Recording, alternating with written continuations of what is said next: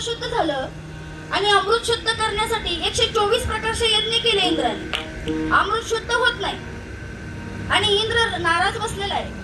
त्या ठिकाणी आमच्या नारद ऋषींची स्वारी आली. नारद ऋषींनी विचारलं, राजन तुम्ही दुःखी आहात, कारण सांगा. म्हटले मी 124 प्रकारचे यज्ञ केले आणि काही केल्याने अमृत शुद्ध होत नाही, काय करावं?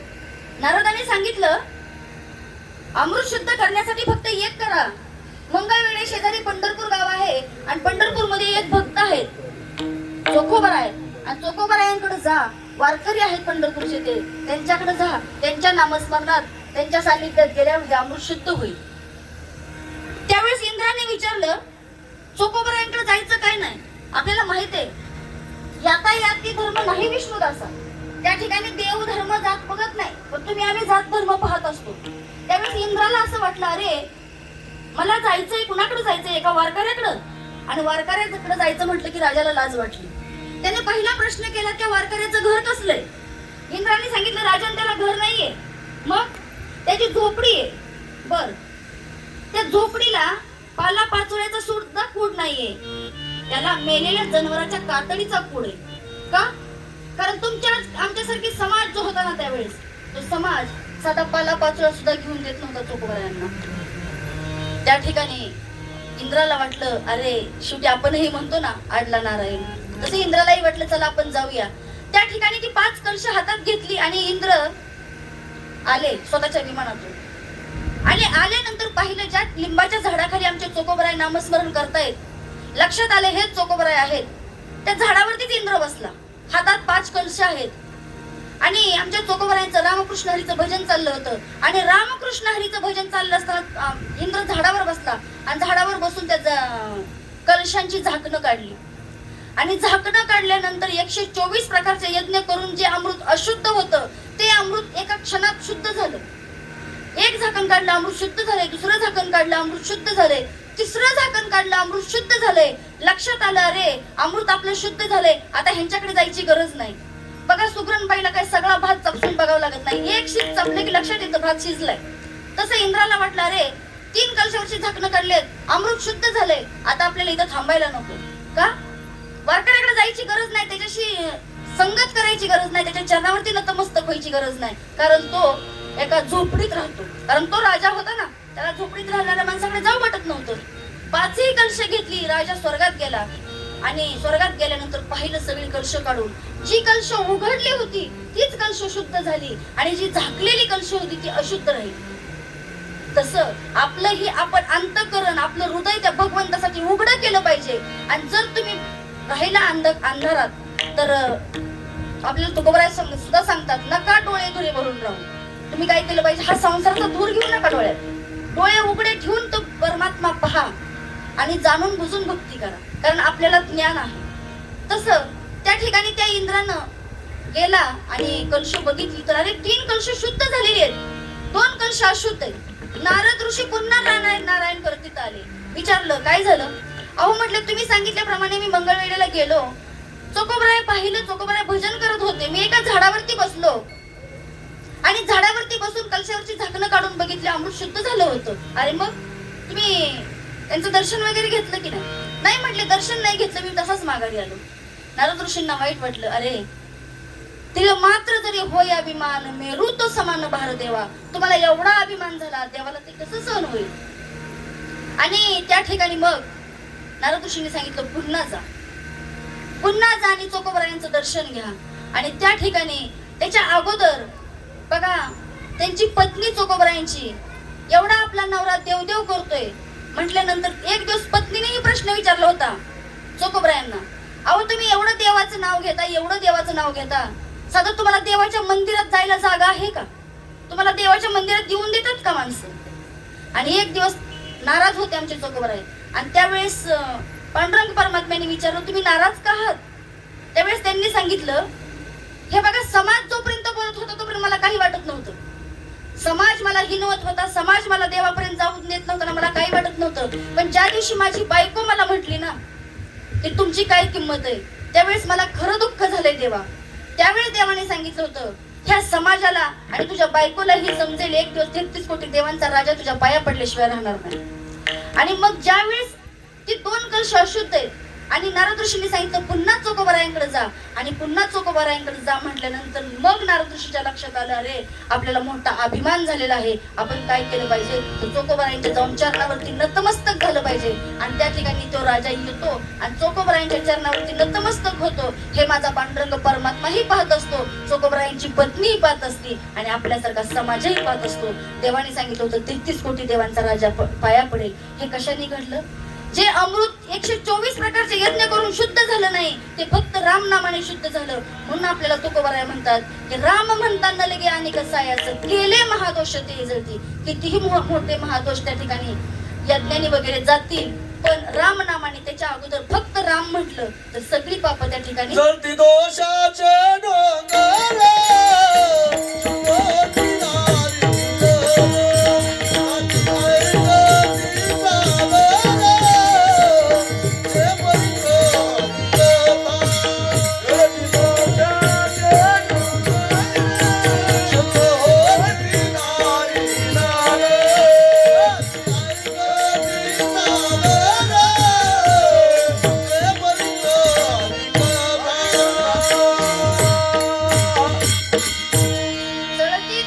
डोंगर शुद्ध होती नारुनर गाती ऐकती सादर जे पवित्र हरिकथा. म्हणजे कृष्ण सर्व दोष राम कृष्ण सर्व दोष राम कृष्ण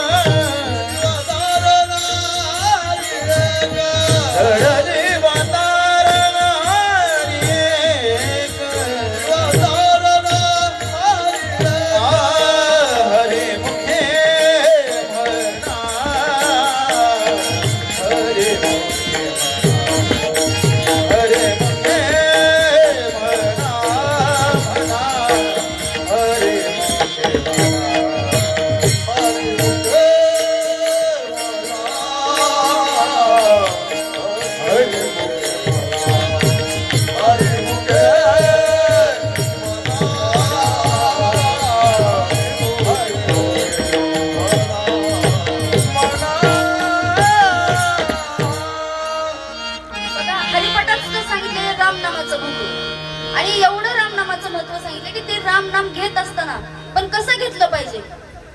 आता आपल्याला या अभंगात सुद्धा एक चरण असं आहे की राम म्हणे तया नये जवळी भूत कैचा यमदूत म्हणता राम. बघा भूत आहे का, तर मी मगाशी तुम्हाला सांगितलं की आपण सगळे भूतच आहोत. मग ते भूत आपल्याला सांगितलं जातं, अगदी आपण ज्यावेळेस लहान असतो त्यावेळेस असं सांगितलं जातं, अरे आपल्या गावाच्या बाहेर एक चिंचेचं झाड आहे आणि त्या चिंचेच्या झाडावरती भूत आहे. आणि कितीही मोठं झालो आपण आणि गाडी चालवत समजा जर झाडाखालून चाललो आणि बघा गाडी चालवत जात असताना नेमकी अमावस्या असावी आणि त्या ठिकाणी गाडी बंद पडावी आणि त्या ठिकाणी गाडी बंद पडल्यानंतर आपल्या मुखातून काय शब्द येतात? राम राम राम राम राम राम असं नाही म्हणतो आपण, राम राम राम राम. का तर ते भीतीपोटी घेतलेलं नामस्मरण असतं. कारण आपण त्या ठिकाणी माहिती आपल्याला की राम नामाजवळ भूत येत नाही म्हणून आपण काय करत असतो, राम राम म्हणत असतो. पण हरिपाठात माऊलींनी सांगितलंय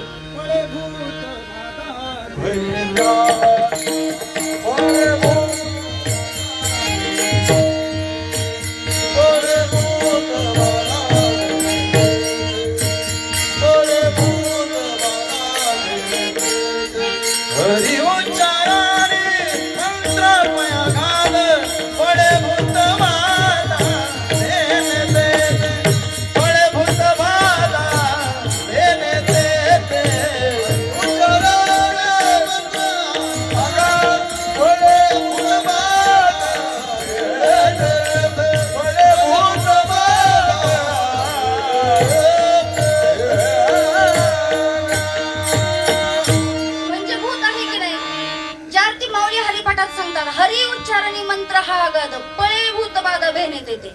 भूत पळून जातं पण हरिनाम घेतल्यानंतर पळून जातं, तसं भूत कळून जाणार नाही. पण त्यासाठी हरिनाम कसं घेतलं पाहिजे? श्रद्धेने घेतलं पाहिजे. अंतकरणात भगवंताप्रती भाव असला पाहिजे. पण आमच्या अंतकरणात भाव नसतो. आम्ही ते भीतीपोटी नामस्मरण घेतो. म्हणून माऊली त्या ठिकाणी सांगत असतात, विष्णू विना जप व्यर्थ त्याचे ज्ञान. विष्णू विना जप व्यर्थ त्याचे ज्ञान. विष्णू विना जप व्यर्थ त्याचे ज्ञान. विष्णू विना जप व्यर्थ त्याचे ज्ञान. विष्णू विना जप व्यर्थ त्याचे ज्ञान. रामकृष्ण मान नाही चले.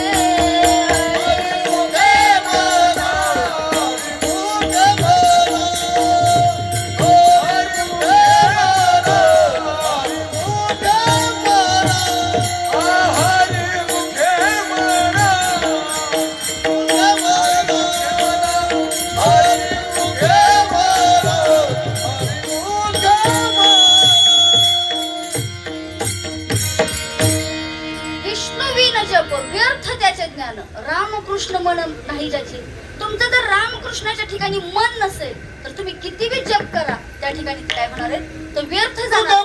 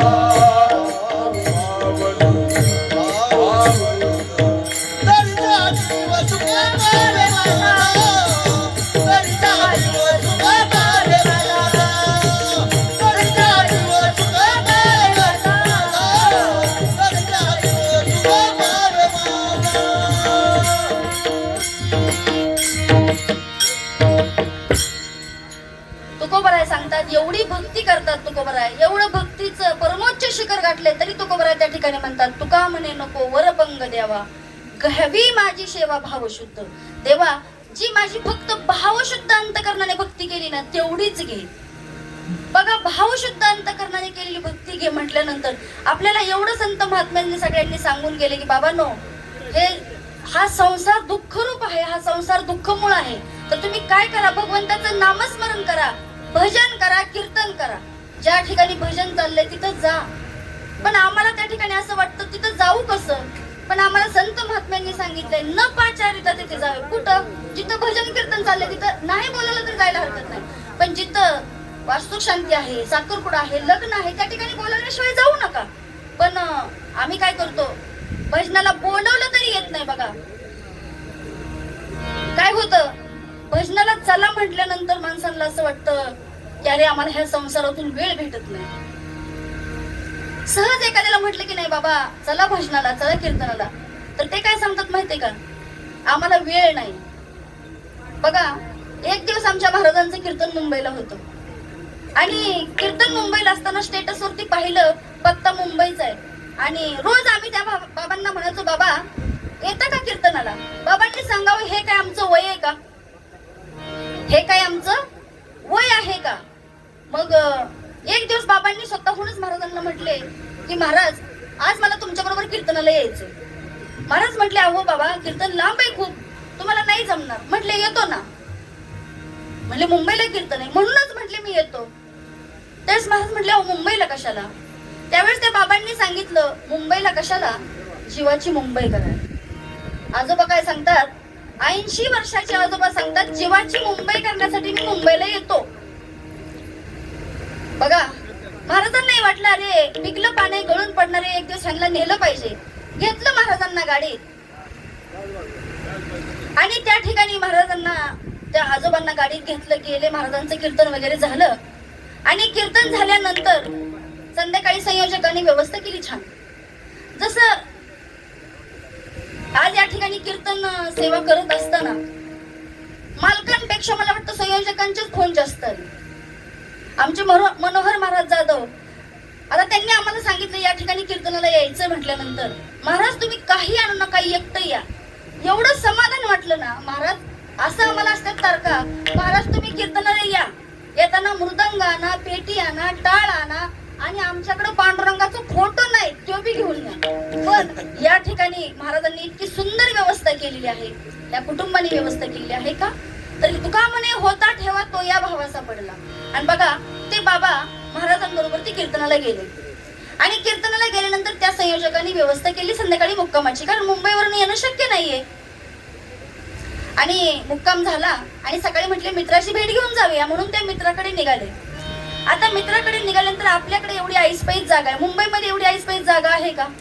नाही. तिथं मोठ्या मोठ्या बिल्डिंग आहेत, पायऱ्या चढून जाणं शक्य नाही, त्या ठिकाणी लिफ्टची व्यवस्था आहे. आणि महाराज गेले, मित्राला फोन केला, अरे आम्ही आलो इथं. हा म्हटलं माझी आंघोळ झाली की मी खाली येतो, तुम्ही पार्किंग मध्ये बसा. आणि त्या ठिकाणी महाराज पार्किंग मध्ये बसले, त्यांच्या बरोबर पकवाज आहेत, गायक आहेत, हे दोघं चौघ जण बसलेले आहेत. आणि बाबांचं लक्ष सारखं इकडं तिकडं, का जीवाची मुंबई करायला गेले होते ना, सारखं इकडे तिकडे बघत होते. आणि बघत असताना त्या ठिकाणी पाहिलं, सकाळी सकाळची वेळ होती, 7-7:30ची. म्हाताऱ्या आजीबाई मॉर्निंग वॉकला गेलेले यायच्या आणि त्या लिफ्ट मधून वरती जायच्या. पाहिलं माझ्या आजोबांनी पाहिलं, अरे म्हणले म्हाताऱ्या येत्यात, सगळ्या वरती जात आहेत, आपण इथं बसून राहिलोय. आणि अगदी 8चं टायमिंग झालं की त्याच ठिकाणी तरुण मुली ऑफिसला जाण्यासाठी पर्स वगैरे अडकून निघालेल्या दिसल्या. आणि त्या आजोबांनी ते पाहिलं, महाराजांना म्हटले, महाराज ते पाहिलं का मशीन कसले? महाराज म्हटले कसलं मशीन? अहो म्हटले त्यात सगळ्या म्हाताऱ्या जात्यात आणि त्यातनं तरण्या पुरी बाहेर येतात. काय म्हटले? त्यात सगळ्या म्हाताऱ्या बायका जातात, त्यातनं तरण्या पुरी बाहेर येतात. महाराजांनी प्रश्न विचारला, मग बाबा तुमचं म्हणणं काय? तुम्ही जर मला हे गावाकडे सांगितलं असतं तर माझी म्हातारी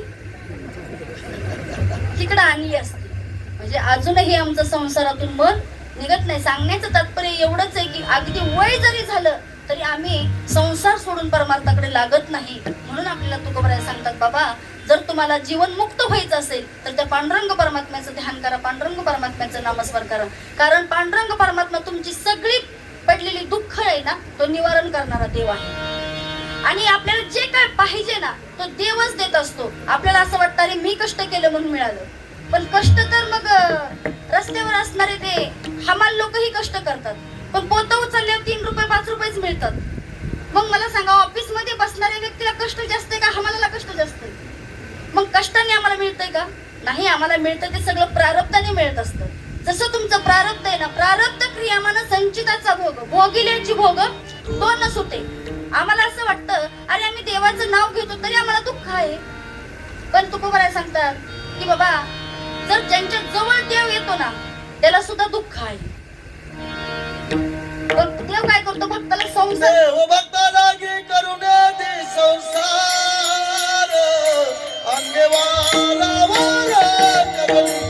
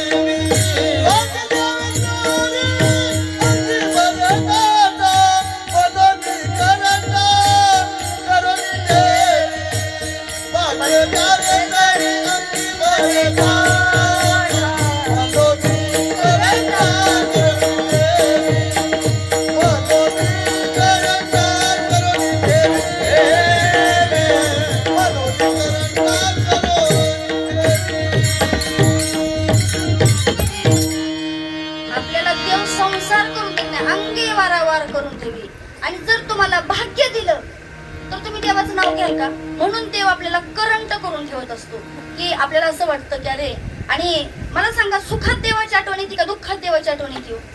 ज्या वेळेस आमचं सगळं मनासारखं असेल त्यावेळेस देवाची आठवण येते का? नाही. काहीतरी आपल्याला इच्छापूर्ती करून घ्यायची असेल त्यावेळेस देवाची आठवण आपल्याला येते. म्हणजे आम्हाला सुखात देव आठवत नाही, दुःखात देव आठवतो.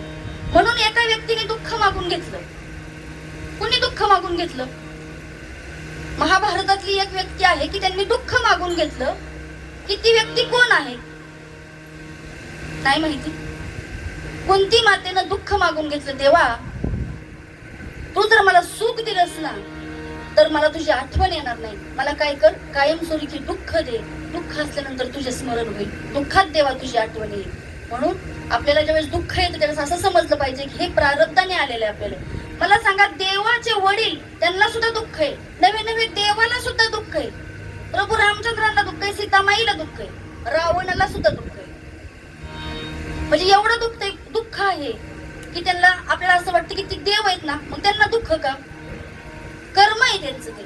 कर्मे दशरथ वियोगे मेला, कर्मे श्रीराम वनवासा गेला, कर्मे रावण क्षयो पावला, वियोग घडला सीता देवी.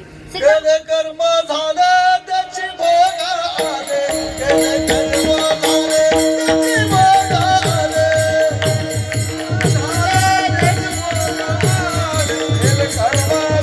त्याची भोग आले, केले कर्म झाले त्याची भोग आले. उपजले मेल्याची केले कर्म झाले त्याची भोग आले, उपजले मेल्याची आधी भोगी जाता अरे बहिणीला, आधी भोगी जाता अरे बहिणीला, अरे भोगी अरे बहिणीला, अरे भोगी जाता अरे बहिणीला. केले कर्म झाले तेची भोग आले, उपजले मेले ऐसे किती. हरिमुखी गाता हरपली चिंता, त्या नाही मागुता जन्म गेले. जर तुम्ही भगवंताचं नामस्मरण केलं तर त्या दुःखातून नक्की आपण सावरून जाऊ शकतो. बघा, जोपर्यंत आपण इथं कीर्तनात बसलोय, मला वाटतं बऱ्यापैकी 70% लोकांना चिंता नाही आता इथं 2 तास. पण एखाद्याला सारखं मन आमचं तिकडं राहतं संसारात, का तर इथं मन लागत नाही ना. पण जर तुम्ही भगवंताच्या संत महात्म्यांच्या सानिध्यात आला, देव आपलासा करून घेतला ना, मनाचे संकल्प पावलेले सिद्धी, मनाचे संकल्प पावलेले सिद्धी, मनाचे संकल्प पावलेले सिद्धी, मनाचे संकल्प पावलेले सिद्धी. जरी राय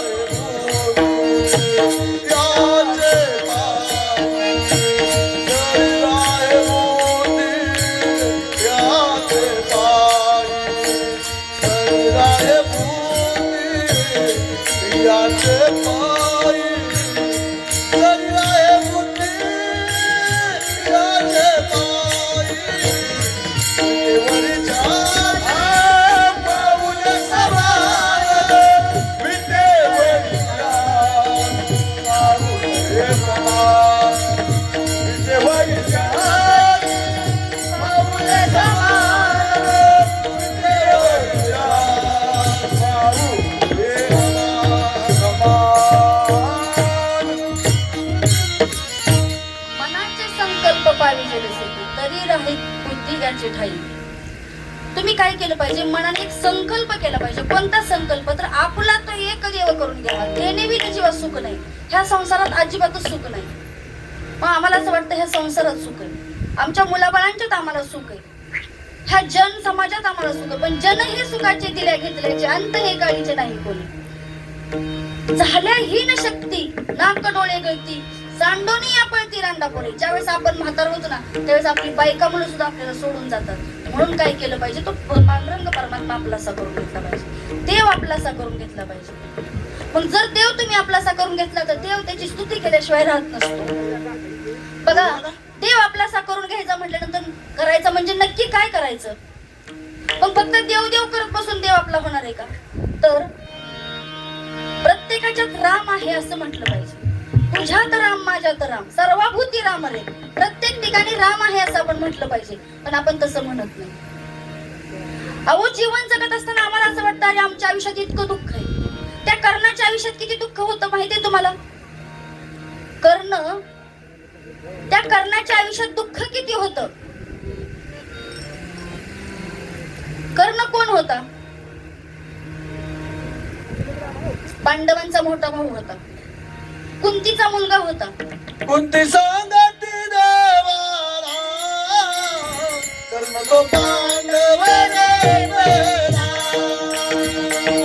सांगती देवाला तो पांडव रे पहिला. दुर्वासाच्या पदाने पाचमंत्र दिले त्याने सूर्याचा जपला तो पांडव रे पहिला. सांगती देवाला पांडव रे पहिला.